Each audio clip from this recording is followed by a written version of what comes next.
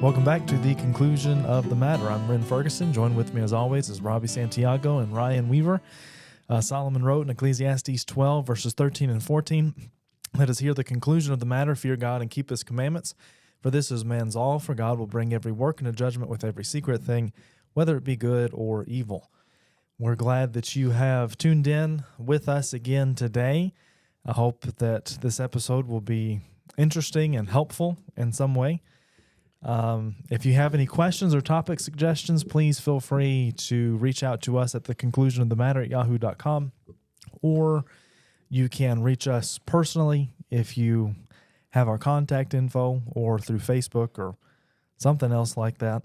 You know, there's 1,001 different ways to get in touch with us. 1,002. Oh, okay. They Sorry. added a new one.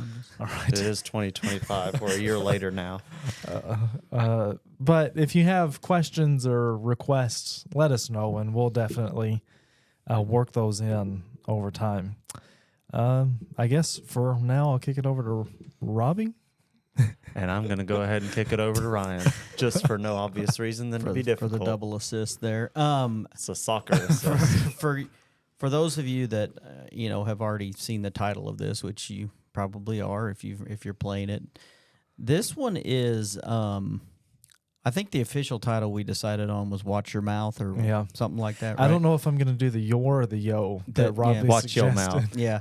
So either I'll way, decide that when I'm editing tonight. He's too formal. I like He the knows. original one, which was Wash your mouth out with soap. Because that kind of resonates with my generation. I think not that I ever had that, but I think it was more prevalent then than now. Maybe I don't know, but this is one that is difficult, and what I mean by that is I'm going to look at a couple verses, but the one that sticks out to me, and James talks about this quite a bit, so I think I'm going to spend maybe we're going to spend a lot of time there. But the verse that why I say it's tough is verses 7 and 8.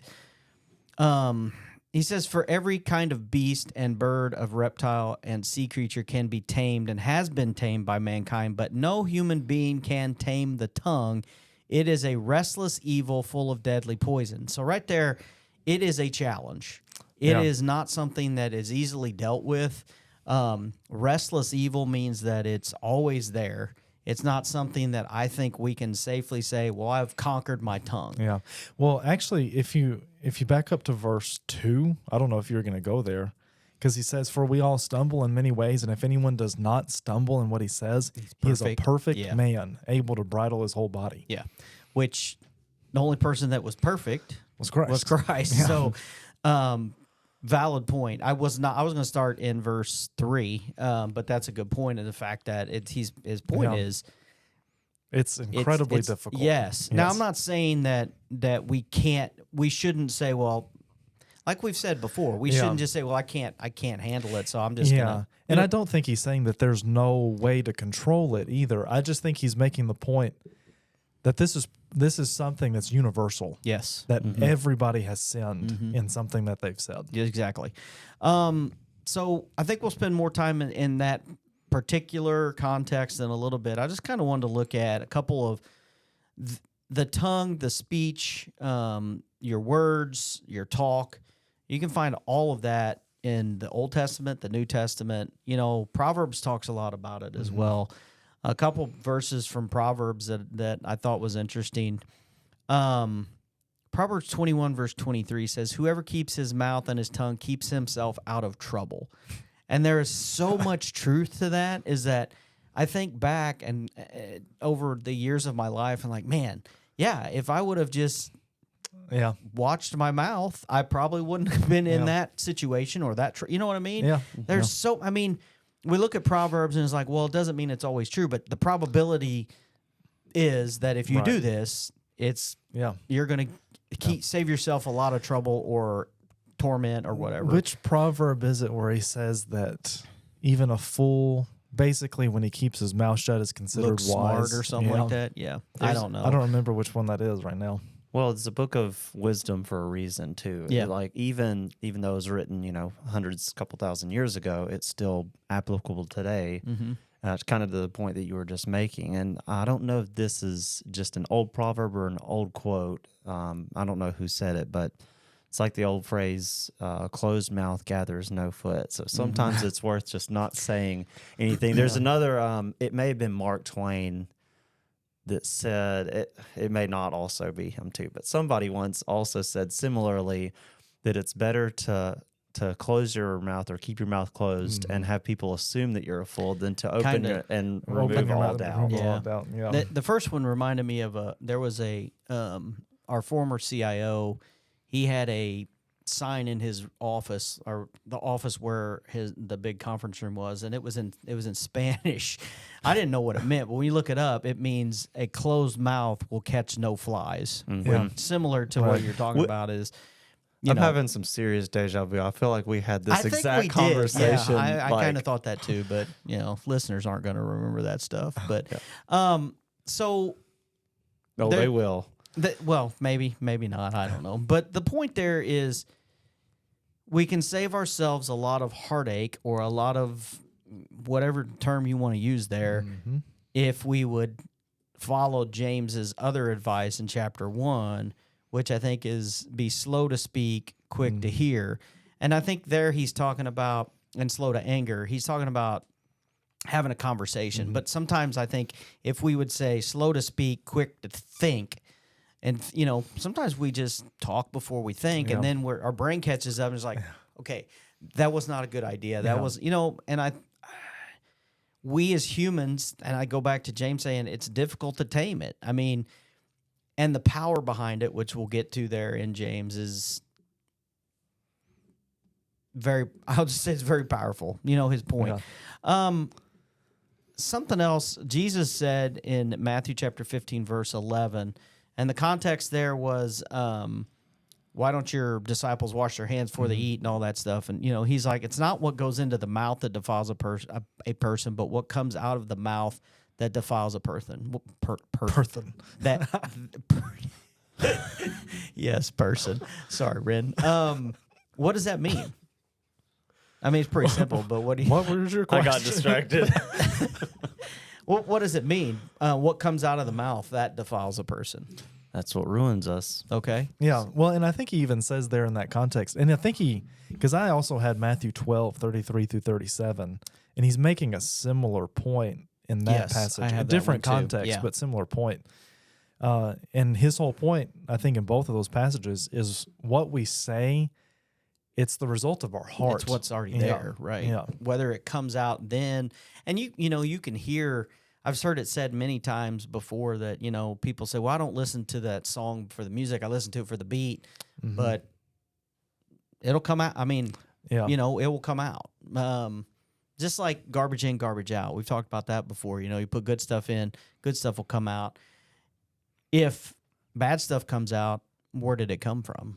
I mean, it was there, right? So anyway, I think the context where you were at in Matthew chapter 12, he goes on to say that on the day of judgment, people will give an account for every careless word they speak. For by your words you will be justified, and by your words you will be condemned. Yeah.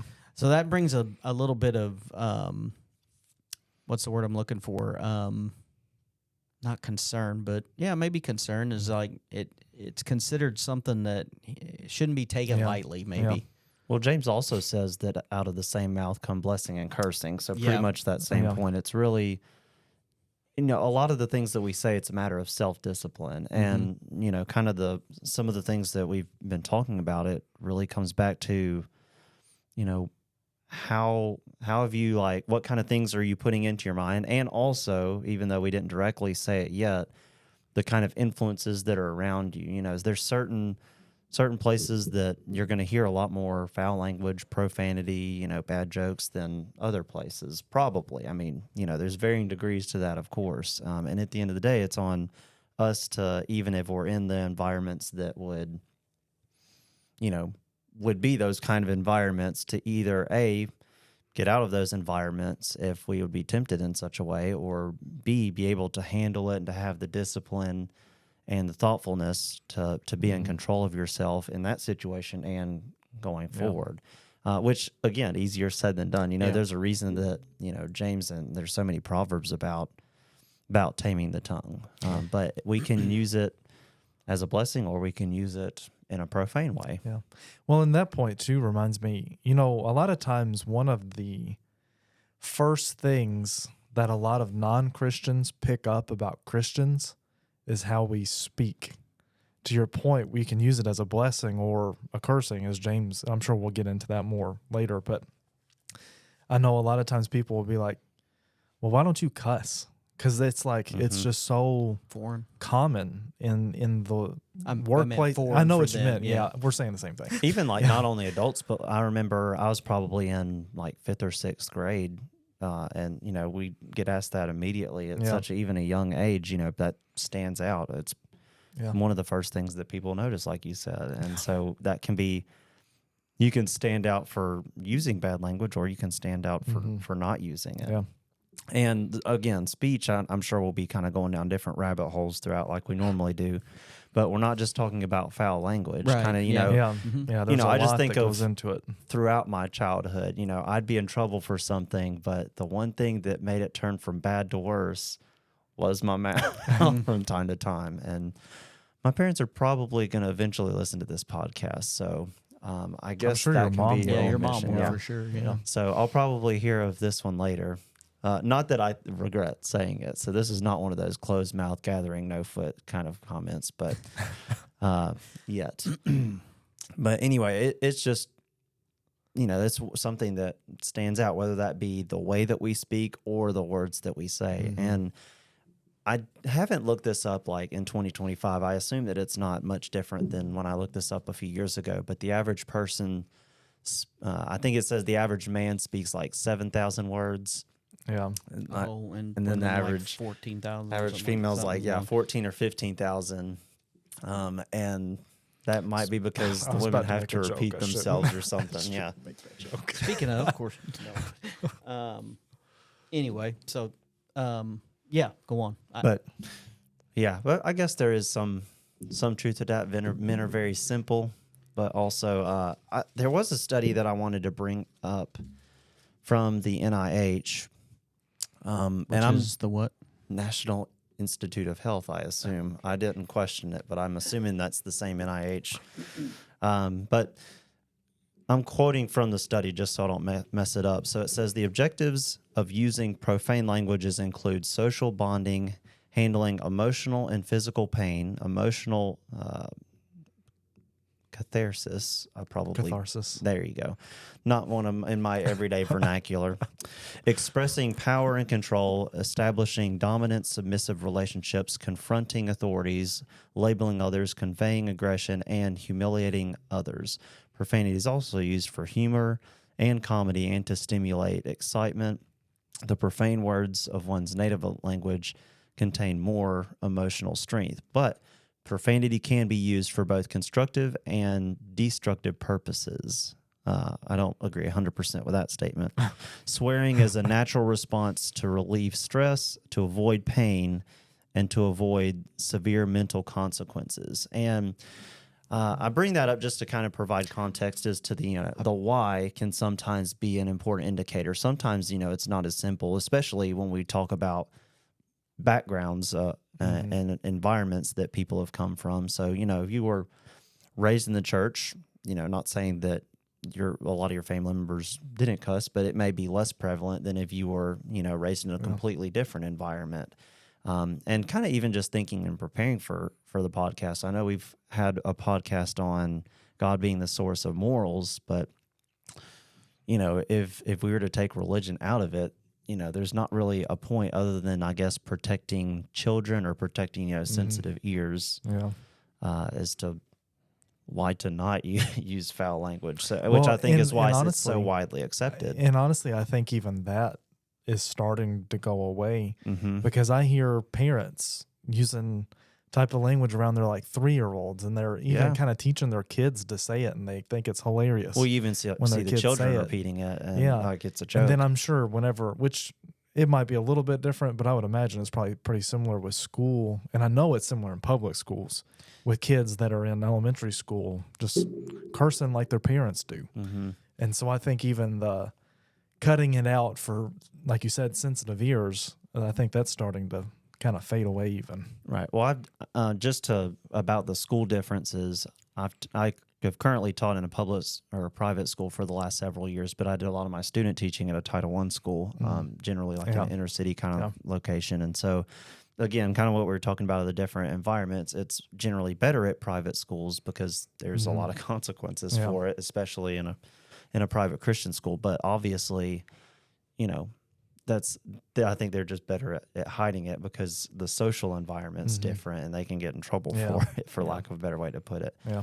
But again, that's just like, you know, state universities versus private universities, even Christian universities. You know, it's not like that it's not a part of social environments there. Yeah, it doesn't just vanish. Right. But I think a lot of like our word choice, whether we're talking about profanity or not, it shouldn't be this way, but I think socially it can vary drastically.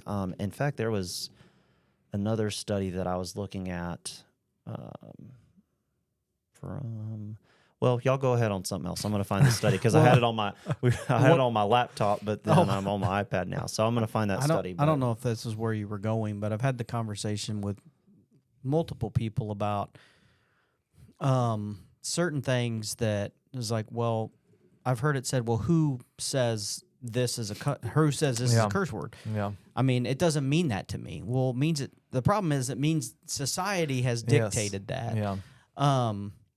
You know, like the OMG. That's the one I've had conversation with about, well, what does that mean to you? It's like, well, it doesn't mean, I'm not saying it, oh my God, I'm saying, oh my gosh. I'm like, well, I think 98% of society would say that they would associate that with, you know what I mean? Yeah. And same with curse words. Sure, I think curse words have changed over time. Yeah. But in this day and age, we know what they are, and we're not gonna trump society and say I'm changing this word, and it's going back to this mean. You know what I mean? Yeah, and I think that brings up a good point because I've had similar discussions with people, and because it's like, well, what makes it a curse word? You know, kind of like what you were saying, and sometimes people get hung up on the fact that they're not like listed, I guess, in Scripture. Somewhere. Yeah. Oh, but I take them, which we might get to this. One of the main passages I go to is Ephesians chapter 5 and verse 4, because I think to that point, God in His wisdom and foresight and knowledge knew that those things that were going to be deemed improper would change from culture to culture, right, and from time to time. And so, like, you know, what might have been a curse word in the America in 1800s might not really be considered a curse word today, or what's considered a curse word here might not really be considered a curse word in England or, you know, in Asia or wherever. Yeah. And so it does differ.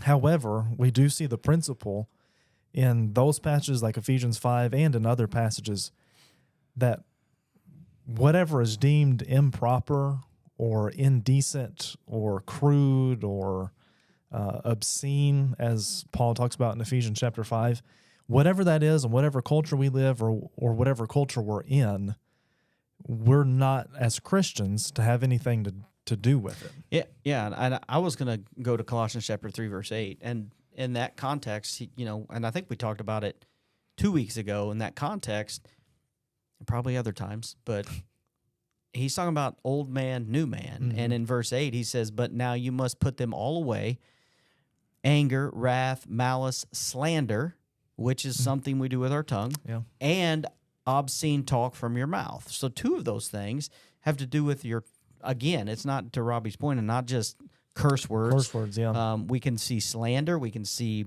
you know, God did not like bearing false witness, which was lying, you know. Lying is also one thing that he covers there in Colossians chapter 9, or Colossians chapter 3, verse 9. He says, it's the sequel. He said, do not lie to one another anymore, right? And then same thing in Ephesians chapter 4. Therefore, having put away falsehood, let each of one of you speak the truth with his neighbor. The expectation of the Christian is that you speak the truth now. Yeah. Well, and to that point, in Ephesians chapter 5 and verse 4, one of the other things he includes in that list, it's not talking about curse words, but he says, nor crude joking. Yeah. And I mean, I don't think we really have to go in depth as what he means by that. I think it's Mm-hmm. pretty self-explanatory what he means by that. Right. I mean, like 99% of Hollywood comedies basically is what he's talking about. Mm-hmm. Well, what's interesting there is he tells us what to replace it with, which Yeah. I think, Thanksgiving. yes, we will see at least later. I had some verses that a lot of what we're talking about right now is what the expectation is a Christian should not do, and Yeah. then there's expectations of what a Christian should do. I think instead. so. Well, even did what you find your study? Or? I did, but Okay. before I'll just kind of continue our chain of thought here, that in Ephesians chapter 4, towards the end, I believe it's around verse like 22 or so, he mentions exactly putting off that old man, and in the context of like what we've all been saying here throughout. But another one that I liked was Colossians chapter 4 and verse 6, that same author, Paul writes, "Let your speech always be seasoned with grace, or always be with grace, seasoned with salt, that you may know how you ought to answer each one." So I think that's, a good reminder, again, how we should talk right. Yeah. instead of how we shouldn't. But the study was put out by the Massachusetts MCLA, which is the Massachusetts College of Liberal Arts. And they even have some diagrams in here, just kind of like the effects of language in certain settings. I think this one kind of focuses more on like profanity, I would presume, and how offensive it is. But he used like three, or I think it's just one author. Oh, it is actually two authors, but they had three settings here. They had a dean's office in a college, a dorm room, and then like a parking garage. And it showed like a stark difference between like the environments of all three. But it could also vary as to like who the speaker was too. So like, for example, like the dean and the dean's office, from the dean, there's about like the same or like a kind of equal amount of profanity used at a dean's office when the dean was speaking. He felt comfortable in his own environment, or she. But then when they went to the dorm room to interact with students, it declined. But then it went back up again in like parking garages. So it's kind of like an interesting study here as to who is offended. Now, then it switches to like a janitor. In the janitor, it was very offensive for the janitor to use profanity in the dean's office, slightly less offensive in the dorm room, and even less offensive in the parking garage. For a student, it was like, we can even, I guess, post this study, but like you can see there's a huge difference like in students using profanity in the dean's office, huge drop to the dorm room, and then it kind of levels off between the dorm room and parking garage. But it can really kind of, and I'm not excusing any profanity, but I just found the study kind of interesting in how like it affects different groups of society depending on the social setting and in what your role or what the context is. Yeah. So I just kind of found it fascinating. I'm not really making a Right. conclusive moral principle here. Right. It's just like adding information to the conversation. But found that I guess I can send you the link and we can we could post see that. if we can get it It's got posted. graphs. It's official. It is, and it's by like a college, so I mean it's completely legit. So So I kind of wanted to jump to James chapter 3. Okay. So I'm going to read verses 3 through 12. Not that we're doing a book report, because we already did a book report on James, so you guys can go listen to that if you want. Season It's only, 1? 8 verses anyway? Yeah. 9 verses? Was that season 1 or season 2? Thanks. I think that may have been two, but I'm Maybe. not Yeah, certain. because I don't think we'd had book report yet. But anyway, all right. He said, if we put bits in the mouths of horses so that they obey us, we guide their whole bodies as well. Look at the ships also. Oh, that's right, because I said udders of a That's the ship. ship, yeah. I'm going to get it right this time. Look at the ships also, though they are so large and are driven by strong winds. They are guided by a very small rudder wherever the will of the pilot directs. So also the tongue is a small member, yet it boasts of great things. How great a forest is set ablaze by such a small fire. And the tongue is a fire, a world of unrighteousness. The tongue is set among our members, staining the whole body, setting on fire the entire course of life, and set on fire by hell. For every kind of beast and bird of reptile and sea creature can be tamed and has been tamed by mankind, but no human being can tame the tongue. It is a restless evil full of deadly poison. With it we bless our Lord and Father, and with it we curse people who are made in the likeness of God. From the same mouth come blessing and cursing. My brothers, these things ought not to be so. Does a spring pour forth from the same opening both fresh and salt water? Can a fig tree, my brothers, bear olives, or a grapevine produce figs? Neither can a salt pond yield fresh water. So here we look at a couple things. Number one, he talks about controlling an entire horse with just a bit in its mouth. I mean, I don't know if you guys have ridden horses or not, but you can pull it this way and you can pull it that way, and it typically steers. Again, the rudder of a ship is also able to steer such a big vessel. And then his point is our body, our life follows what? The tongue. The tongue. And I think it goes back to the proverb writer that says, if you watch your tongue, you're going to stay out of trouble. You're going to avoid trouble as much as possible, right? Yeah. I mean, there are things that are going to happen outside of your control. But here he's saying that this tongue has so much power over your body. He compares it with the forest fire, right? And when we see all of these forest fires, a lot of times it's caused by a little, maybe a cigarette butt someone threw out or a match they threw out, something like that. And what does it do? It engulfs thousands of acres. The tongue, one little thing. I think of a song that it was Ron Witcher's favorite song, Angry Words. That song talks about, let them never from my tongue unbridled slip. And another for I forget, something about the heart's impulse or something along those lines. Just like that, you can damage a relationship. You can harm someone just like that. Yeah.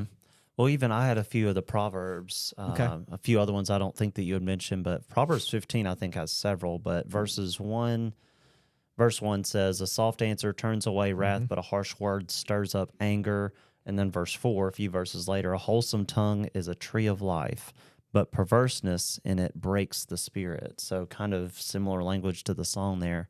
I also had verse 18 there. A wrathful man stirs up strife, but he who is slow to anger, like you had mentioned, allays contention.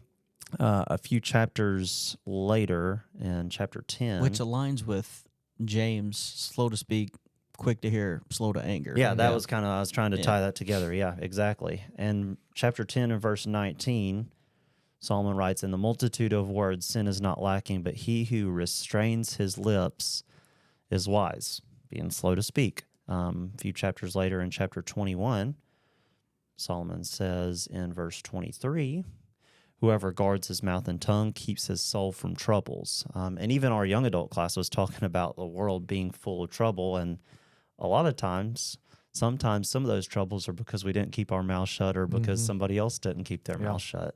That, again, like Solomon's saying here, that stirs up things. Yeah. So, well, to kind of go along with that and with what James is saying there, which you just hit on, Ryan, as well, about how much damage the tongue can do. When I think of that passage and also the end where he talks about cursing our fellow man and praising God, I always think about, you mentioned it, I think it was in Colossians, about slandering and gossiping. I know in Romans chapter 1, those two are listed. I don't know if they're listed back to back, and if they're not, they're very close together. It's in Romans 1:29 and 30. But gossiping and slandering are kind of two sides of the same coin. And I was looking at a commentary today. Gossips, slanders, they're whisperers and slanders. Gossips, slanders, haters of God. backbiters. And I read this comment by Moses E. Lard, and he is a restoration guy. He lived in the 1800s. I encourage you to look him up.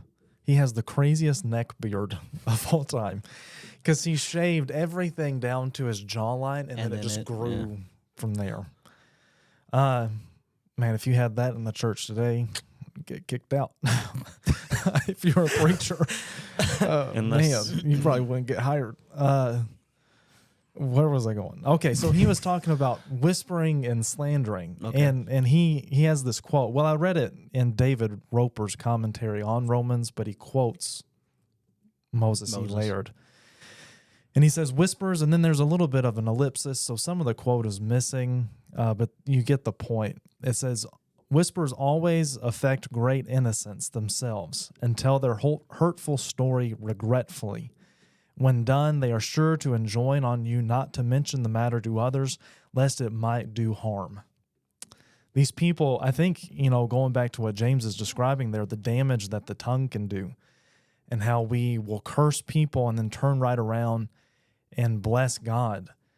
I mean, and as he makes the point later, and I think we kind of know this, but gossiping and slandering, they both try to attack people's character. Gossiping is usually considered to be done more secretively, and slandering is more out in the open. But either way, they're attacking people, and especially what he says in this quote, because I've had people do this to me. I've had people like try to tell me stuff in this way, like they do. They act like, oh, I don't want to say anything, but I'm gonna. If that's how the conversation starts, you already know. And then it's like they try to tell you something that's like terrible about this person. You don't know if it's actually true or not. Yeah. And then they tell you, but don't tell anybody. Yeah. And don't tell anybody I told you. If you have to conclude your conversations like that, then maybe you should. I mean, take unless stock it's like of a how you're- surprise party or Well, something that's like that. true. That's true. No, because Yeah. I've had people in the past say, I don't know if I should say that. I'm like, well, then don't. Don't. Yeah. I'm like, I don't need to know. I don't necessarily want to. I mean, the human side of me is like, I'd be interested, but don't. Yeah. I don't want. You know what I mean? Yeah. One of my instructors at Memphis, I think it was Keith Mosier. He said that in his office, he would keep a notebook on his desk. And he said that somebody came in and wanted to say something about somebody else, he would say, write down whatever you're going to say and put your name to it. And they would never do it. They would just leave. Mm-hmm. Good advice. I'll get y'all. Go ahead. Well, I'm going down a rabbit hole a little bit. I was going to hit it later in the part of what we should do, but I think right there, Ephesians chapter 4, and I know we Verse hit 29. all around this 29. Yep. Let no corrupt talking come out of your mouth, but only such as is good for building up. Mm-hmm. I mean, the expectation is what you're going to say build someone's character up, or is it going to tear them down? So And I think we all ask ourselves that question with half of or more of what we say. Yeah. Is this actually going to be beneficial? Even just out of those, 5,000 to 7,000 words that people speak on average, how many of that is actually negative or neutral talk versus how much of it is actually uplifting or encouraging to somebody? I would imagine that percentage, depending on how you interpret what I just asked, to be either incredibly high or incredibly low. Incredibly low on the positive side is what I'm inferring. But I had a question for you guys, if unless you had something else on that topic. I mean, think so. the only thing I was going to add before you got to your question. I just have a rabbit I was going to chase. Well, That's why I didn't want to shift it yet. What I want to do is point out that while we're saying this, we're not, again, going back to, at least I'm not saying that I'm successful at all of this. No. I'm just using what God has said through his word to say that this is as much for me as it is for anybody else listening. I don't want to come across as saying we shouldn't be doing this, or because we're all gonna fail at times, and that's what I don't want to come across as like, well, these guys think they're better than us because they watch their tongue. It's like sometimes I watch my tongue make stupid mistakes, But anyway, I just wanted to clarify that. Right. Well, that's, I think, an important with kind of how you started is that it's something that we All all struggle with, Yeah, exactly. But the rabbit I was wanting to chase, and I've kind of thought about this a lot. I think I know how I feel about it, but I just wanted to pick y'all's brains, see what you would say. So obviously there's a lot of problems that plague, the church as a whole, or even individual congregations, however you want to interpret it. So what are y'all's thoughts on, speaking out against certain things in a public way, such as, say, like Facebook, or even, vocally on things that, obviously need to be addressed. I guess, what is the line in y'all's opinion as to addressing those things and the way to go about that without getting into the realm of gossip and slander? Because I've seen, for the same. Well, go ahead. I'll was let just you gonna guys say, talk a little bit. when it comes to gossip and slander, I do think intention plays a role in it to a degree. Mm-hmm. And obviously, of course, the information, because sometimes with gossiping and slandering, you're just it's just made up. Like there's no validity to what you're saying, Or but it's also hearsay. or the intention is, I'm saying this because going back to Ephesians 4:29, I want to take this Breaking them person down. down and make myself look better. But as far as, because I've thought about that a lot, because there have been some controversial things that have happened in the last few years, I guess. Mm-hmm. And first of all, I think there are situations where something does need to be said publicly. But I think if it's at all possible, I think an attempt to do something privately should be done first, if that makes any sense. I know there have been times where I've been in the audience of this, and maybe somebody who was presenting a lesson said something that wasn't true, and afterwards maybe an elder or somebody got up and made a correction or something like that. And I think maybe depending on what it is, that could be an appropriate response. But kind of like to your studies on language, I think there's so many different, I guess, little nuances, and it really depends on the specific situation. Because when you were talking, I immediately went to Priscilla and Aquila. Yeah. I took Apollos aside after the fact. Yeah. I think it does depend on the Right. situation, because we see Paul doing it in front of people. Mhm. For Peter, I mean, opposing Peter, it appears In he did public. it in Yeah, front of yeah, people. yeah. I think it depends. To your point, it depends on the situation. Going back to Facebook, I've never had much luck there, and I don't think luck's the No. right term, but it's like, even if you are right, I don't think it matters, because, and I've come to the point to where I don't really comment anymore. Mhm. The one time I recall I think it was a Church of Christ group, and there was discussion about instrumental music on there, and I just made the comment about, because they were trying to make the distinction between, well, why is a songbook okay but not instruments? I'm like, well, the songbook's an expedient, and then they got into, well, what about plumbing and all that stuff? I'm like, okay, if that's where we're going, I mean, so it's just, I don't know, I just don't have much. I would rather have a discussion like this than Right. Well, because I've seen some, because I know there was a big discussion about alcohol, and that blew Firestorm, yeah. up on Facebook, and it was like one group of people was straight on attacking another group of people because of what they taught about alcohol, and I don't agree with what they taught about alcohol, and they did do it publicly. And so there is a time and a place to address it publicly, but there was no actual communication between the two groups that I'm aware of. It just erupted into this knockdown, drag out argument on Facebook. And my thought with that is, well, how does that make us look to everybody else? Mm-hmm. And so, Yeah. And even to go to that point again, I was read this earlier today in 1 Timothy chapter 5. As Timothy's talking about, I think it's chapter 5. Yeah, he's talking about not admitting a charge against an elder in verse 19, except on the evidence of 2 or 3 witnesses. As for those who persist in sin, rebuke them in the presence of all, so that the rest may stand in fear. But if you notice, a key word there, I think, is persist. Mm-hmm. It's not somebody to the example of Apollos, not somebody that was mistaken or wrong, or just did something one time. If he would have not agreed. If he with would have not them agreed, then they and should have argued spoken about. up. Yeah, agreed. Right. Yeah. I think in the biblical context, when we see things, people like Peter and Paul, especially Paul calling people Yeah. out, it's generally one of two things. It's done like to that individual, or if it's in a public setting, then that person's generally Yeah. speaking like there. Yeah. It's not done kind of like Behind their back. behind their Yeah. back.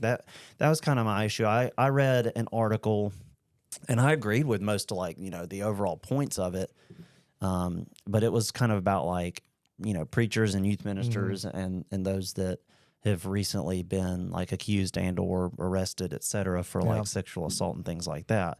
And so of course, nobody's going to defend the actions of that because it's clearly by biblical or even just secular standards, egregious.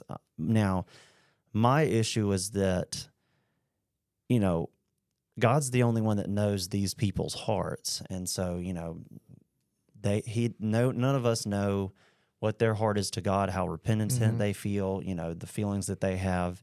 But I just feel like, that is not a public matter, especially, if that was, not even me personally, but if it was a family member and, this article mentioned people by name, and went into their background and all of that. And I just think that that's a very, that's just airing dirty laundry. Now, is the problem of sexual assault need to be dealt to with, some and degree, those who will try to weed out that issue? Absolutely, there needs to be attention called to that. And I don't know, maybe the author went to these people one-on-one and kind of went to them first. I don't know if that was the case or not. It's kind of awkward thing to go to someone about, obviously, and some of them are serving sentences, and so I don't. Something you said there, Robbie, is we talked about it, and that you were sick, but when we talked about who's going to heaven, God is the ultimate judge, right? And the thing I find on Facebook is people outside of the church, or even outside, I'm going to say outside of religion, they don't believe in the concept of forgiveness, or they think it's reserved for certain sins, but not all sins. Yeah. And that's where I struggle with Facebook in general. And it's not just, I use Facebook generically, but it just, I don't know. That's all I'll say there. With the overall issue that I brought up, I don't think elders should defend, preachers or anybody that's involved with it. I don't think that the act itself should be defended. I just don't think that you should be the one or me or anybody else to be writing something about somebody else. Because, to me, I just see that as gossip, even if if you're, trying to point out an obvious wrong in the church, especially if you're going to mention people by name and, drag their name and their family's name. With a court case, even in general, some of the legal proceedings with all of this, it's going to be it's public to gruesome some for degree, especially the family. And I'm not excusing whether or not you want to say hey, well, they had it coming when they did it. Well, yes, but that doesn't mean that we should be any less loving or patient towards them as we would anybody else. So that's kind of why I brought that up. Is I just kind of gone back and forth just because it's an obvious issue in society, but an obvious issue within the church. Not necessarily talking about our congregation here. Since it's just me, right? Me and you and Jason. So I don't think there's an issue within our own congregation. But when in the context of sexual sins and things, I think it's something that needs attention. Yeah. But if you're not going to go to those people one-on-one, and instead, and the byproduct of this naturally is going to be that reputations are going to get ruined, families are going to get hurt feelings and things like that. I just I that's not the venue that I would choose to do it. Well, and something, because I was thinking about this right before you mentioned forgiveness, Ryan. I think what also would, kind of going back to the example of Apollos, what also might dictate how you handle a certain situation is whether or not that person is repentant and sorrowful of what they've done. Because it reminded me of 1 Peter 4 and verse 8, where he says, above all, keep loving one another earnestly, since love covers a multitude of sins. and I don't have my phone right now to look it up, but I believe there's a proverb that talks about, I don't know if he talks about how love or a friend conceals wrongdoings or something to that nature. I believe it's in Proverbs, where he makes that point where you don't, like you mentioned, Robbie, not just airing out all of the dirty laundry. Like, yes, those people did something that was wrong, and it has to be corrected, and it has to be addressed on some scale in some way. But if that person has repented and they're working to correct it, and then you, like in that scenario, and I don't know all the details surrounding the background of it, but then you write an article blasting that person, well, then that's just, I just don't see that as do so much more damage. Yeah, and I don't. Well, it's just kind of like what Solomon writes. It's just going to get everything stirred up, and I just don't. At the end of the day, think it's kind of like that. What the article you were referencing about alcohol, you know, I think it's going to be kind of like a similar. Yeah, and maybe not on that scale, but in that scenario, if you notice, when those types of things happen, nobody ever changes their mind, ever. Mm-hmm. They just keep doing what they were doing. Yeah, because I think plumbing's an expedient. Yeah. Anyway, was it? This doesn't say anything about a friend, but it says Proverbs 10:12, hatred stirs up strife, but love covers all offenses. I think that's probably that what it is. Yeah. But anyway, to get out of that rabbit hole and back to where we were real quick, that's what I'm here for. You know, I want to jump to the expectations of what we should do. Yeah. A couple things I wanted to call out. You have to work at it. Psalm 17, verse 3, said, "You have tried my heart, you have visited me by night, you have tested me, and you will find nothing. I have purposed that my mouth will not transgress. I cannot." Anyway, it's ironic that it's the one on speech. yeah. This, I believe it was David. I didn't confirm that, but I have purposed that my mouth will not. I mean, what does that mean? I have made the decision that I'm going to do this or not do this, right?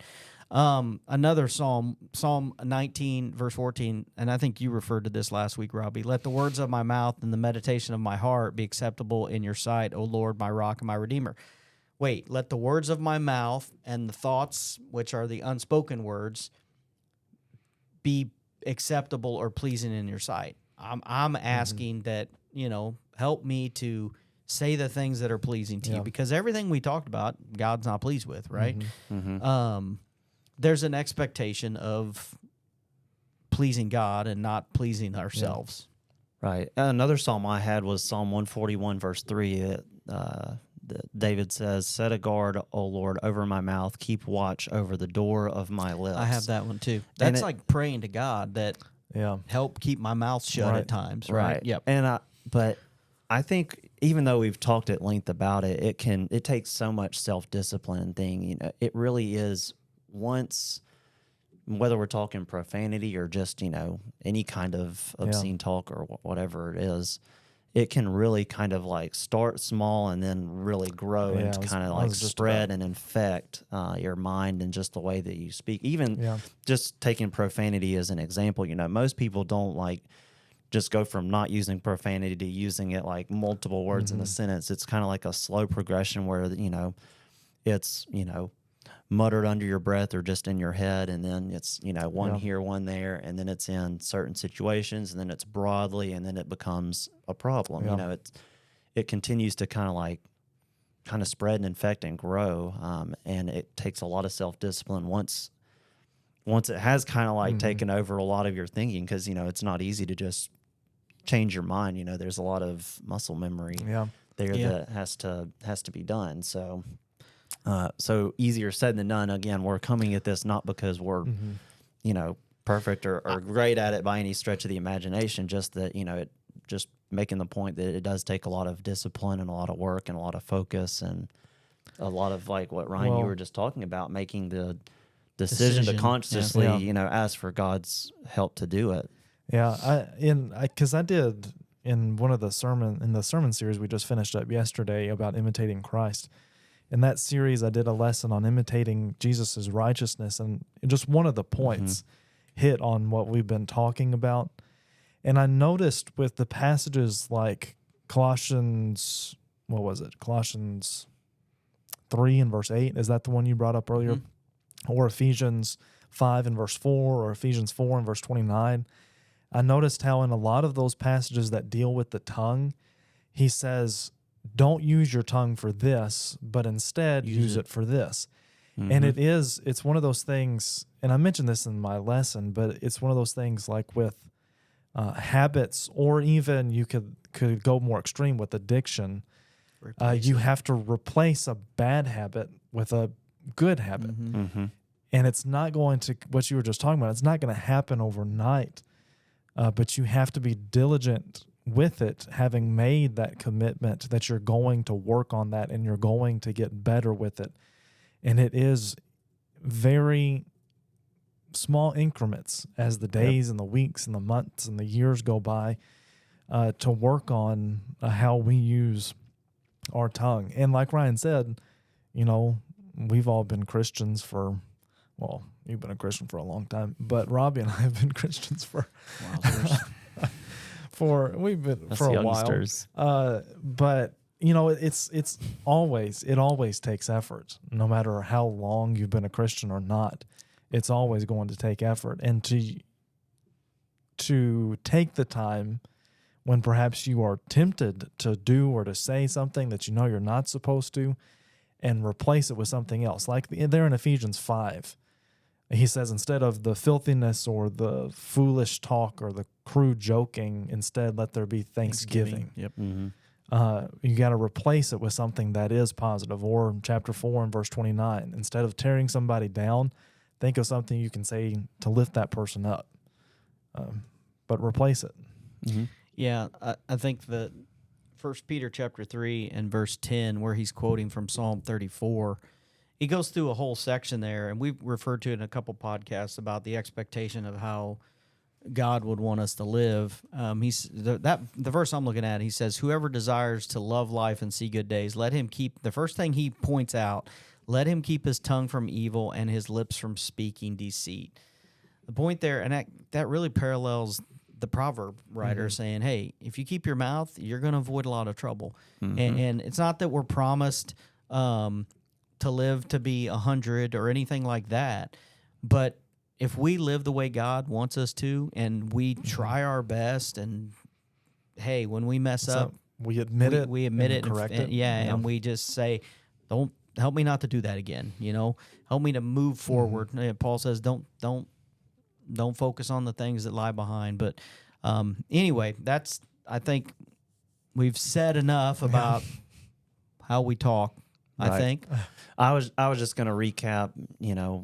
The point that I was trying to make in bringing that up is that in any context, I don't want to be the reason that somebody is viewed in a negative light because it's none of my business. If I want to have a conversation, if I have a problem with Ren, if Ren's got, X sin, then I'm supposed to go to him and talk it out, in person as best I can. Instead of just like saying, well, this is a problem in the church. Of course, there are problems in the church, but I think sometimes we say things and have the mindset, well, it needed to be said. So we feel like we're in the right when, it really may be in that realm of gossip, and we want to be careful of how others are viewed because of our speech. So that was the only point that I'd brought that up for. But anything else that... I don't think so. Nope. So, again, I think this is a new record, I believe, for one episode, 54 minutes. Oh. It's going to take forever to export. Anyway, Ren is hungry. He told us to do a fast one, so we did our best. So naturally. Naturally, Robbie took us on a 20-minute rabbit hole. No. Anyway, that's what I'm again, here for. as Ren said, if you want to reach out to us at conclusionofthematter@yahoo.com or Facebook, text us. If you know us, come talk to us in person, as we said, or leave a comment on the Spotify deal, like your YouTube or YouTube. Yeah, forgot about that. Anyway, I say for watching our mouths, I think we have reached the conclusion of the matter.